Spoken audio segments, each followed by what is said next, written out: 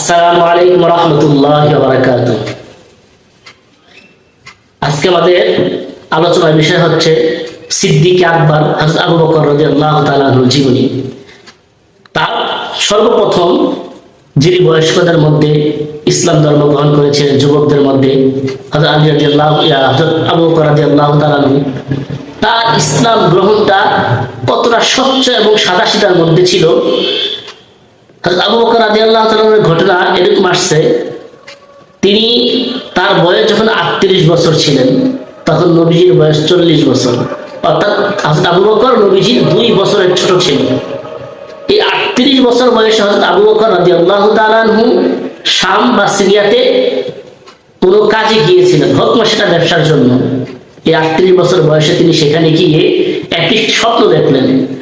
সেই স্বপ্নের ব্যাখ্যাটি তিনি ওই সময় ইহুদি বা খ্রিস্টান ধর্মে যে পাদ্রী বা পণ্ডিত ছিল তাদের কাছ থেকে জানার চেষ্টা করলেন সেই স্বপ্নের ব্যাখ্যাটি।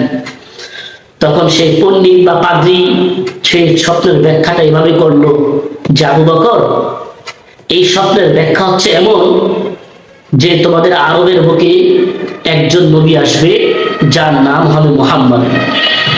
সেই মুহাম্মদের যে ধর্ম আসবে সেই ধর্মের অনুসারীদের তুমি একজন অনুসারী হবা এবং প্রথম কাতারের তুমি একজন অনুসারী হবা, অর্থাৎ তুমি তার উম্মত হবা, তুমি তার উপর ঈমান আনবা। তখন আবু বকর রাদিয়াল্লাহু তাআলা আনহু পাদ্রীর কথা শুনলেন, কিন্তু কিছুই বুঝলেন না। কোথাকার কোন নবী আসবে, কেমন মুহাম্মদ আসবে, আমি তার অনুসারী হব, এটা তার মাথা আসলে ধরে নেই। তো উনি ওটা আসলে স্বাভাবিকভাবে ছেড়ে দিছে। তখন তিনি যখন সেই শাম বা সিরিয়া থেকে আরবের বুকে আবার ফিরে আসেন মক্কায়, তখন নবী সাল্লাল্লাহু আলাইহি সাল্লাম এর মধ্যে নবী হয়েছেন, নবুয়তি প্রাপ্ত হয়েছেন। তো নবী সাল্লাল্লাহু আলাইহি সাল্লামের খুব কাছের বন্ধু বলা চলে, বন্ধু আবু বকর রাদিয়াল্লাহু তাআলার কাছে সর্বপ্রথম তিনি ইসলামের দাওয়াত নিয়ে যান এবং বলেন যে আল্লাহ তাআলা আমাকে নবী হিসেবে পাঠাইছে, সুতরাং তুমি কালিমা তয়্যিবা পাঠ করো এবং ইসলাম ধর্ম গ্রহণ করো। তখন আবু বকর রাদিয়াল্লাহু তাআলা সারা মাথা বলে বললেন যে ঠিক আছে মুহাম্মদ, আমি তোমাকে নবী হিসেবে মানব, কিন্তু আমার একটা প্রশ্ন আছে, যদি আমার সেই প্রশ্নের উত্তরটা দিতে পারো তাহলে আমি তোমাকে নবী হিসেবে মেনে নিব। তখন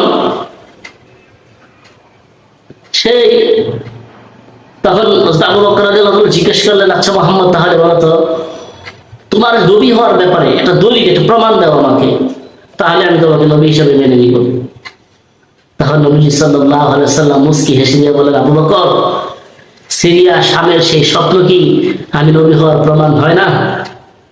তখন হযরত আবু বকর রাদিয়াল্লাহু তাআলা কিতাবে আছে, আবু বকর রাদিয়াল্লাহু তাআলাকে জড়িয়ে ধরে আবু বকর রাদিয়াল্লাহু তাআলা নবীজিকে জড়িয়ে ধরেন এবং নবীজির কপালে একটি চুমু খান। সুবহানাল্লাহ। তাহলে বুঝলাম যে আল্লাহ তাআলা নবীকে, এটা একটা নবীজির মুজিজা।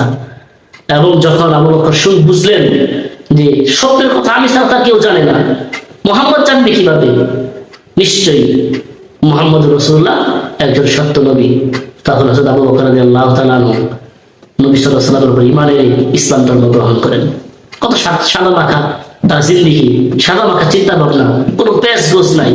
এই জন্য আমরা ইসলামের ব্যাপারে, দ্বীনের ব্যাপারে, কোরআনের ব্যাপারে বলু সামিআনা ওয়া আতাআনা, সাহাবায়ে কেরামের ঈমান তো এমনটাই ছিল, তারা শুনতেন এবং মেনে নিতেন। এই আল্লাহ তাআলা আমাদেরকেও সাহাবায়ে কেরামের আদর্শে আদর্শবান হয়ে সুন্দর জীবন গঠন করার তৌফিক দান করুন। ওয়া আখিরু দাওয়ানা আলহামদুলিল্লাহি রাব্বিল আলামিন।